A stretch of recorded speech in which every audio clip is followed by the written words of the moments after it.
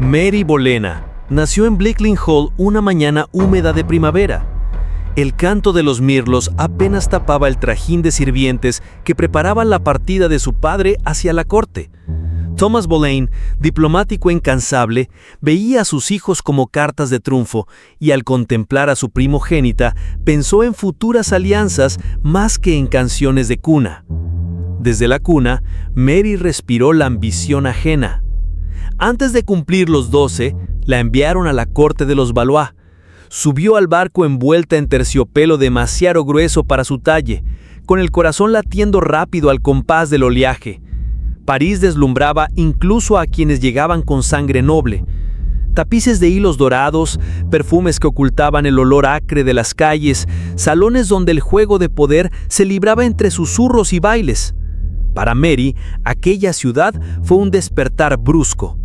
Comprendió que la inocencia no tenía lugar en aquel tablero. El rey Francisco I gobernaba con una mezcla de encanto y descaro. Al verla danzar en un banquete, la bautizó mi yegua inglesa, comentario que arrancó carcajadas a los cortesanos y dejó a la muchacha clavada al suelo. Tras aquella frase, la persiguió una metáfora cruel. Era un trofeo exótico, carne joven al servicio del deseo real. No existía escapatoria. Los tutores de Mary la guiaron hacia el cuarto del monarca tantas veces como fuera necesario para consolidar la influencia inglesa. Cada amanecer se mezclaba el repicar de campanas con el recuerdo punzante de las manos del rey. En ese escenario aprendió a separar la piel del alma.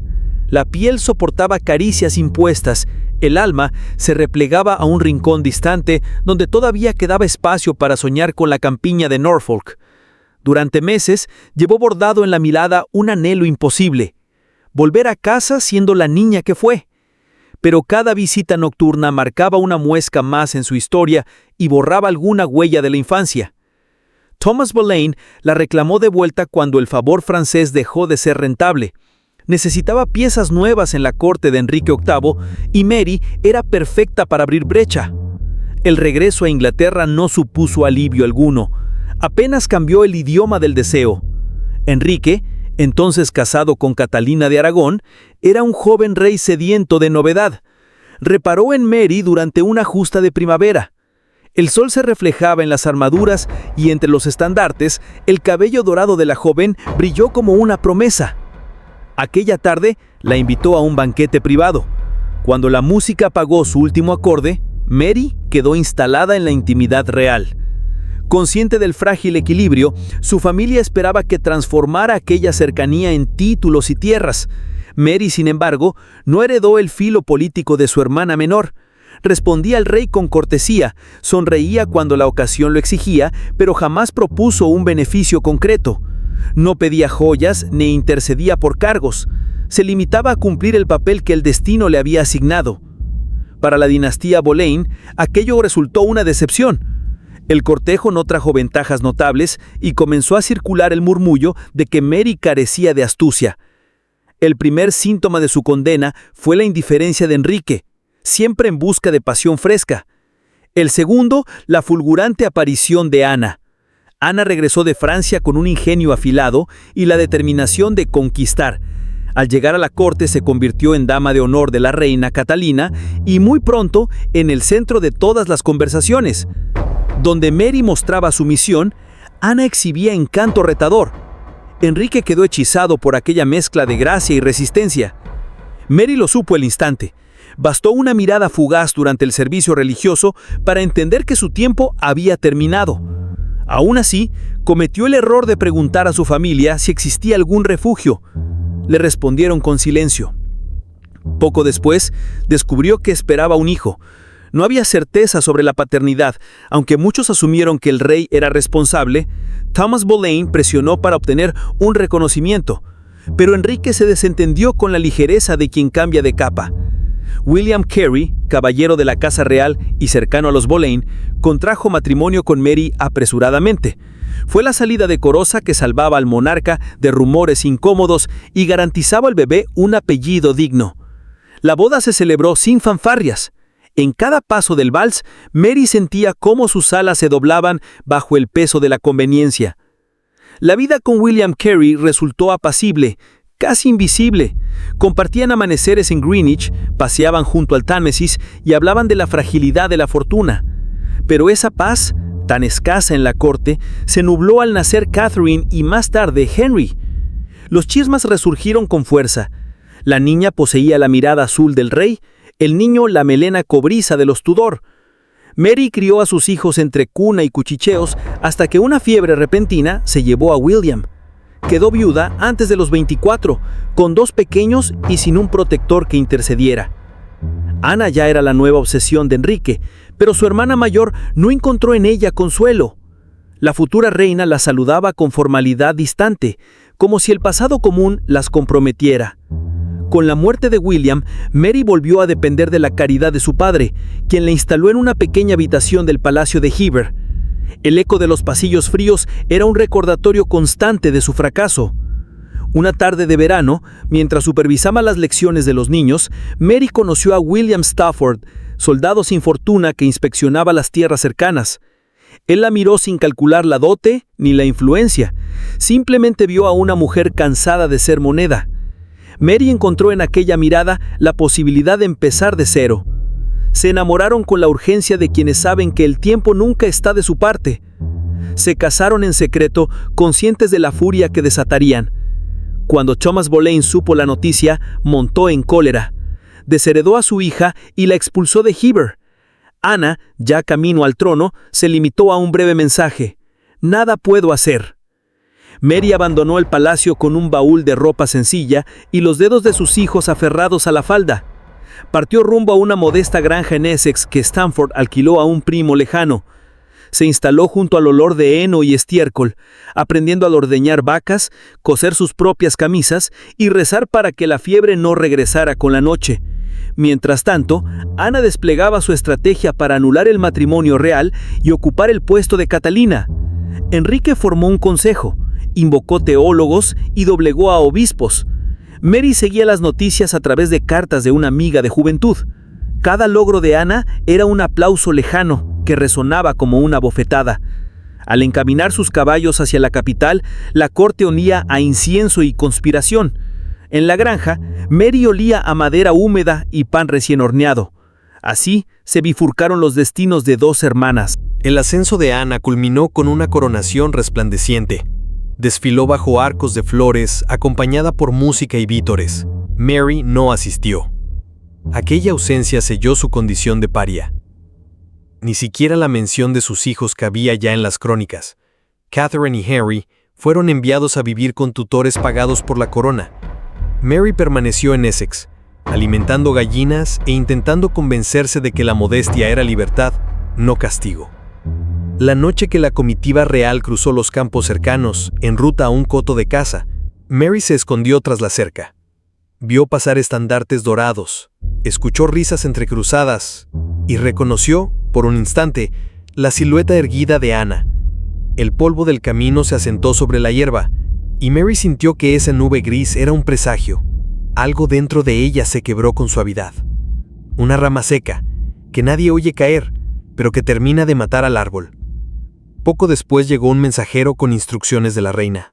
Mary debía abstenerse de presentarse en la corte sin invitación expresa. El pergamino rezumaba la condescendencia fría de quien protege su recién conquistado pedestal. Mary quemó la nota en la hornilla y, viendo elevarse las chispas, se preguntó cuántas más cartas se alzarían para destruir aquello que amaba. Los años siguientes estuvieron marcados por la rutina agrícola: sembrar en otoño, cosechar en verano, enseñar a leer a los hijos al calor del hogar. A veces llegaban rumores de bailes, nacimientos frustrados, gestos de impaciencia del rey. Los recibía como quien escucha truenos lejanos, señales de una tormenta que tal vez jamás alcanzaría su techo de madera. Sin embargo, el destino rara vez respeta fronteras. En la primavera en que Enrique empezó a dudar de su matrimonio con Ana, Henry Norris pasó por la aldea. Cabalgaba hacia la corte, pero se detuvo para proveerse de agua. Reconoció a Mary y la saludó con la calidez de un viejo amigo. Conversaron a la sombra de un roble. Él hablaba de tensiones palaciegas, ella de la cosecha adelantada. Antes de partir, Norris insinuó con cautela que el clima en Londres se estaba tornando peligroso que era mejor permanecer lejos. Mary sintió un escalofrío, como si el árbol bajo el que se hallaban guardara un secreto demasiado grande para sus raíces. Esa noche, mientras William Stafford afilaba una hoz, Mary recordó la corte francesa, las manos del rey, la mirada ambiciosa de su padre. Pensó en Ana, rodeada de lujos y cuchillos invisibles. Por primera vez, intuyó que el silencio no era solo refugio, podía convertirse en responsabilidad insoportable si el rugido de la desgracia alcanzara a los suyos. Pero calló, como había aprendido a hacer desde niña. Enrique ordenó la detención de su reina un año después, acusándola de traición y adulterio. Mary recibió la noticia a través de un viajero que vendía sal. Apoyó la frente contra la puerta del establo y contuvo el llanto.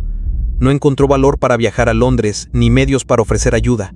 Se quedó ahí, escuchando la radio de rumores, cómo el tiempo se desmoronaba sobre el cuello de su hermana. La víspera de la ejecución de Ana, el cielo de Essex se cubrió de nubes bajas. Mary pasó la tarde preparando velas y pan de cebada para sus hijos. Decidió no encender la chimenea, el frío le parecía un castigo apropiado. En algún punto de la madrugada, mientras la lluvia golpeaba el tejado, pronunció el nombre de Ana en voz alta por primera vez en años. Fue apenas un susurro, pero en él se mezclaba la pena con una culpa que ni ella entendía del todo. Con el alba llegó la noticia de que la cabeza de la reina había rodado ante el verdugo francés. Mary sostuvo la cuchara de madera sobre la olla y percibió que sus manos temblaban. Los niños estaban en clase, y William había salido al campo. Nadie fue testigo de la mueca que deformó su rostro, del grito que ahogó antes de que escapara. Apretó los párpados y dudó, ¿lloraba por la hermana que fue, o por todo lo que ambas pudieron haber sido? Aquella noche escribió una carta que nunca envió. Las líneas hablaban de culpa, de promesas rotas y de un miedo que la acompañaba desde la primera vez que un rey la llamó yegua. Cerró la misiva, la guardó bajo una viga y se acostó junto a su esposo intentando encontrar calor en un cuerpo que de pronto parecía demasiado liviano para contener tanta memoria. El amanecer trajo la certeza de que la historia de los Boleyn quedaría manchada para siempre. Mary recordó a su padre, debilitado por la vergüenza, y comprendió que el apellido ya no abriría puertas. Miró a sus hijos dormidos y pensó en un futuro nuevo, uno sin pasillos de mármol ni arcos de triunfo, un futuro de surcos y semillas. Era un plan humilde, y por primera vez le pareció suficiente. Sin embargo, la corte no olvida del todo. Un mensajero real llegó para informar que Catherine y Harry serían acogidos en casas vinculadas al rey. Explicó que era por su seguridad y por su educación. Mary sostuvo la mirada lo justo para demostrar que entendía lo irremediable. Cuando la carreta se alejó, llevando a los niños, una parte de ella quedó vacía. William la abrazó, pero el abrazo no podía llenar el hueco donde resonaban risas infantiles. El verano se tornó gris. Mary caminaba descalza sobre la hierba mojada, siguiendo el vuelo de las golondrinas. A veces se detenía junto al arroyo y dejaba que el agua helada le mordiera los tobillos. Era su manera de recordar que aún existía. Una mañana, encontró una velita de pelo que Ana le había regalado años atrás. La pequeña pieza de metal negrecido representaba el último eslabón con su hermana. La guardó en un bolsillo oculto del corsé, junto al corazón. Cuando llegó el invierno, la granja quedó cubierta de escarcha. Mary pasaba horas frente al fuego, cosiendo y pensando en sus hijos.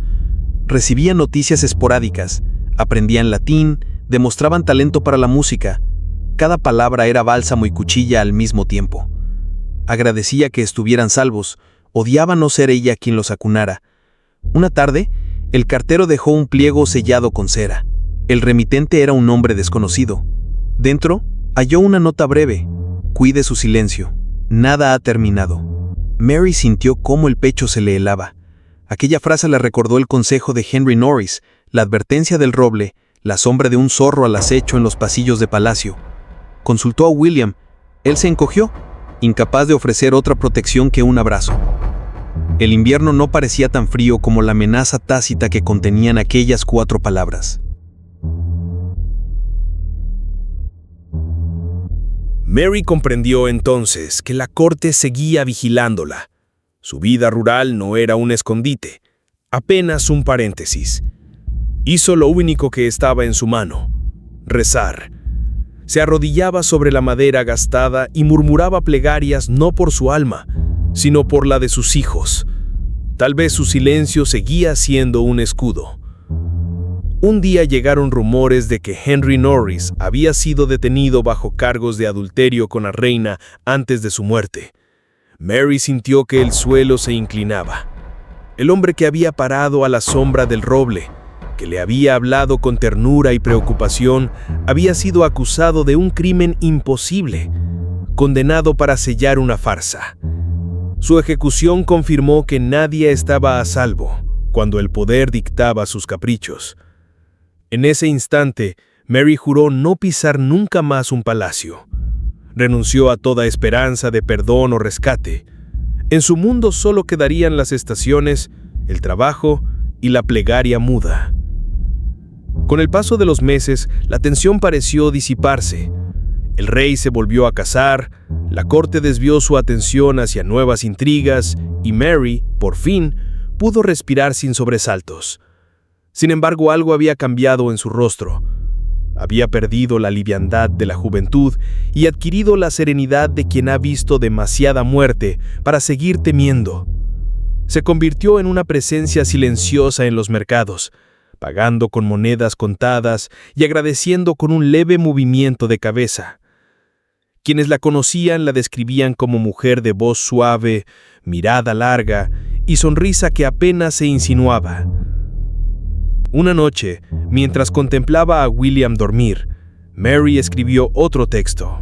No era carta ni diario, más bien confesión sin destinatario. En él anotó que la vida, cuando se libra del estruendo del poder, puede volverse extraordinariamente sencilla. Describió las manos de su esposo, el olor de la lluvia sobre la tierra recién labrada, el canto de un cuco al alba. Terminó la página con una línea escueta. El silencio me duele, la paz lo compensa. Doblegó el papel y lo escondió junto a la hebilla de Ana. Pensó que algún día, cuando ya no quedara aire en sus pulmones, alguien hallaría esas palabras y comprendería que, pese a todo, había amado la vida. Pero el destino aún reservaba giros inesperados. Años después, una comisión enviada por la corona llegó a la parroquia cercana para registrar propiedades. Entre los escribanos se hallaba un joven de gesto atento y melena cobriza, Henry Carey. Mary lo reconoció desde la distancia y su corazón latió con fuerza. Dudó en acercarse, pero la prudencia pesó más que el cariño. Lo observó conversar con los lugareños, sacar notas, sonreír con cortesía. En ese instante, entendió que su hijo llevaba el porte de un cortesano, la seguridad de quien pertenece a un mundo prohibido para ella. Y sin embargo, en los rasgos de aquel rostro adulto, Mary reconocía la risa del niño que corría tras las gallinas. Cuando la comitiva se retiró, Mary se quedó sola bajo el sol poniente. La impresión de haber visto a Henry, tan cerca y tan lejano, la dejó temblando. Quiso gritar su nombre, correr tras él, confesar cuánto le dolía haber callado. No lo hizo. Recordó la nota. Cuide su silencio. Tal vez su silencio seguía siendo la única protección real para todos. Al caer la noche, Mary abrió la ventana y miró el cielo tachonado de estrellas. Pensó en Ana, en Norris, en William Carey, en el rey que cambió su destino con un capricho. Pensó en Catherine y Henry, dispersos en el entramado de la corte. Pensó en William Stafford, fiel hasta la última brizna. Se preguntó si habría un lugar en la eternidad para quienes no brillan, pero sostienen.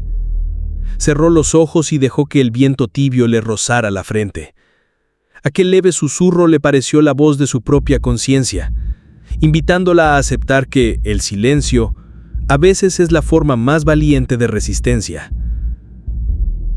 El invierno siguiente trajo una niebla espesa que se demoraba sobre los campos hasta casi mediodía. Mary se despertaba con el crujido del hielo al partirse bajo los cascos de los caballos que pasaban camino del mercado. William tosía por las noches y ella preparaba infusiones de brezo, temerosa de que la humedad le entrara en los pulmones. Cada jornada parecía repetirse.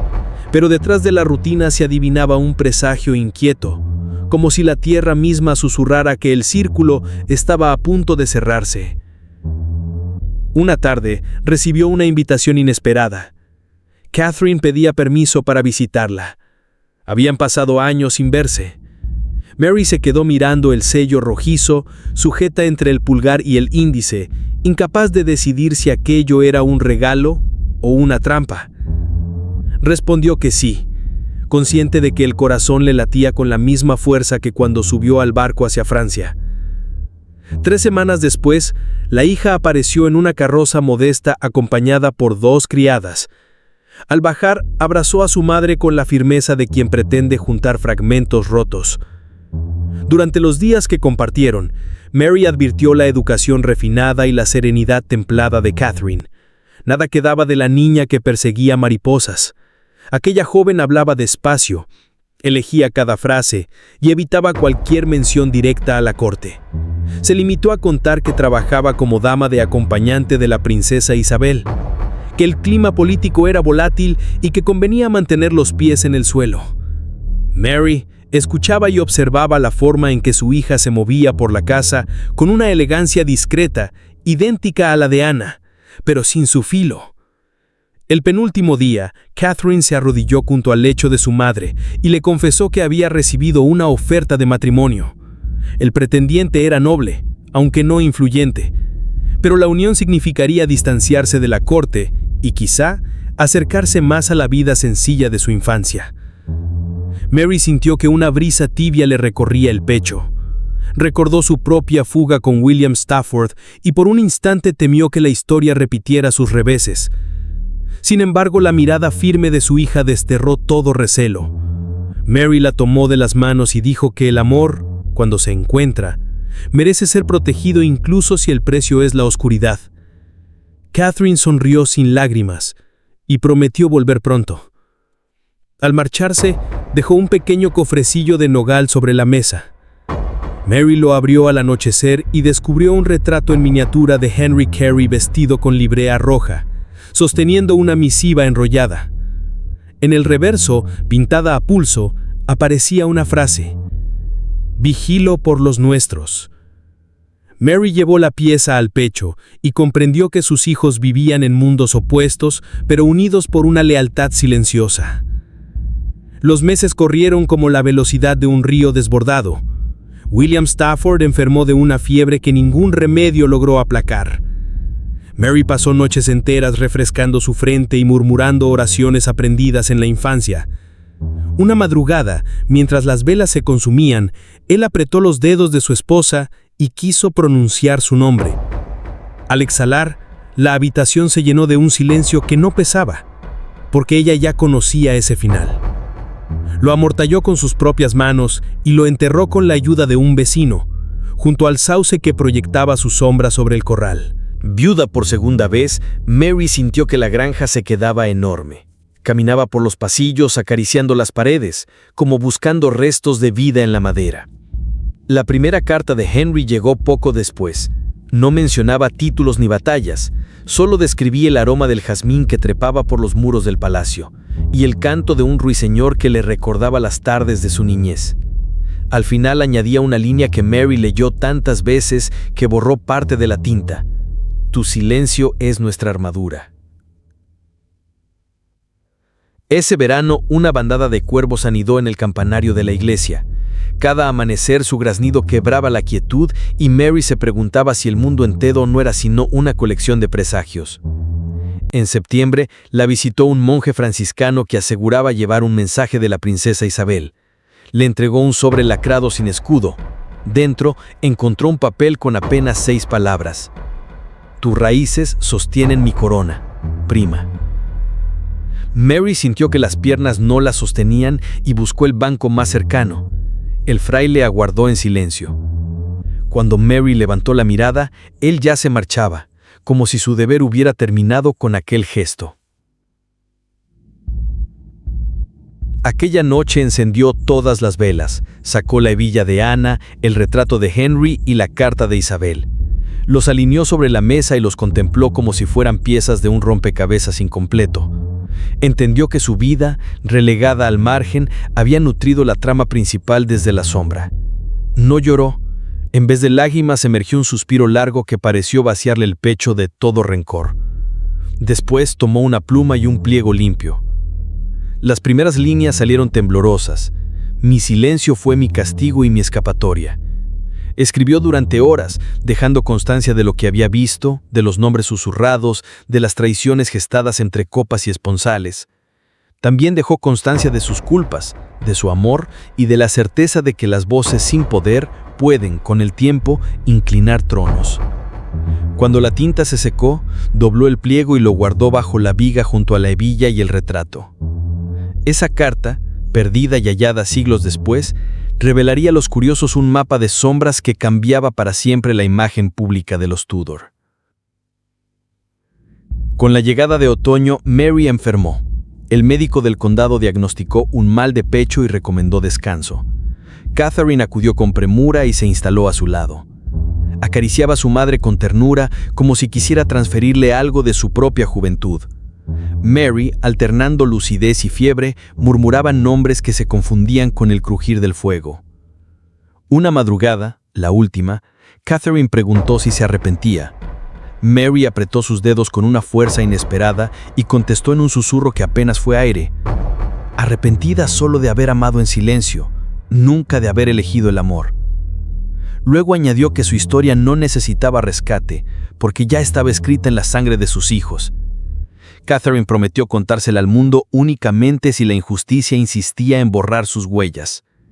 Mary sonrió con los ojos cerrados. Al alba, el gallo cantó 2 veces y el viento arrastró las primeras hojas muertas. Mary exhaló sin sobresalto, como quien termina una canción. Catherine besó su frente fría y cubrió el rostro con un paño. Ordenó preparar un ataúd sencillo de ocle y rechazó la oferta de la parroquia de enterrarla dentro de la nave principal. Eligió un rincón del cementerio, bajo un ciruelo silvestre donde caían pétalos blancos cada primavera. Sobre la tierra recién movida, colocó la hebilla de Ana y una cruz sin nombre. Durante el responso, lloviznó apenas. Henry llegó semanas después, cabalgando sin escolta. Pidió estar a solas junto a la tumba. Nadie supo cuánto tiempo permaneció ahí. Cuando se marchó, dejó una nota doblada y una flor de sauco. Catherine, respetuosa, no leyó la nota hasta que su hermano ya se había ido. El papel decía: «Madre, viviré de modo que tu silencio se escuche donde más importa».